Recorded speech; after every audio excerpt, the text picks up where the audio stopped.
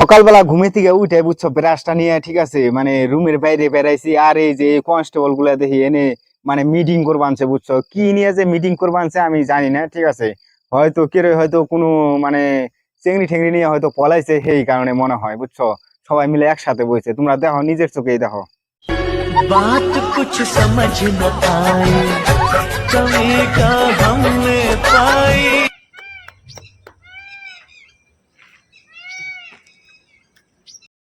আর এই যে দেখো ও গো আমি কি কমু ঠিক আছে ও গো চিল্লা নিতে আমি ঘুম ঠিকভাবে পারাই হারি না গো কি যে করি হে ভগবান।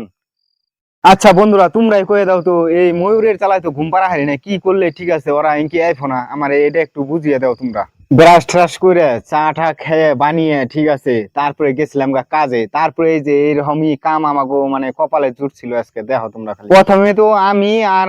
দুইটা কনস্টেবল মিলে ঠিক আছে এটারে না উপরে উঠিবার চাইছিলাম তারপরে আমার একটা কথা মনে পড়ছিল যে হাতি ঘোড়া গেল তল মশাই হয়ে কত জল ঠিক ওইরকমই হয়েছিল পরিস্থিতি তারপরে আর পারি নাই বুঝছো তারপরে আরো মেলাটি কনস্টেবল রে ডাকছি তারপরে পারবার নয় দেখো তোমরা নিজের চোখেই মানে উঠি আর হারি না বুঝছো তারপরে কি করলাম ঠিক আছে আমি না শায়রি কওয়া চালু করে দিলাম ঠিক আছে আর ওরা খালি হেইয়ো হেইয়ো করতেই আছে বুঝছো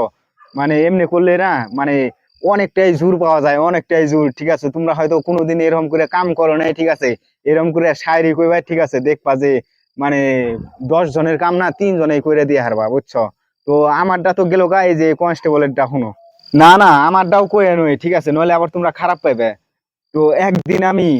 বিয়ে করলাম বিয়ে করে বউরে নিয়ে গেলাম হইলো বর্ধমান বর্ধমানে যেয়ে দেখি বউ আমার ময়দা সুন্দরী আর এই কনস্টেবলরা যে এমন শক্তি দিবেনছে মানে কি কমু একেবারে ঠিক আছে তারপরে তো এইটুক তুলছিলাম তারপরে হয় নাই ঠিক আছে আবার লুজ করে নিচে ফালিয়ে দিছিলাম ফালিয়ে দিয়ে এই যে এই কনস্টেবল আবার কইবেন ছিল আর দেখো তোমরা খালি পরিস্থিতিটা দেখো তাহলে আর কিছু কর না কোনো আশা করি বুঝা যাবে কা বুঝছো। बात तो सही है।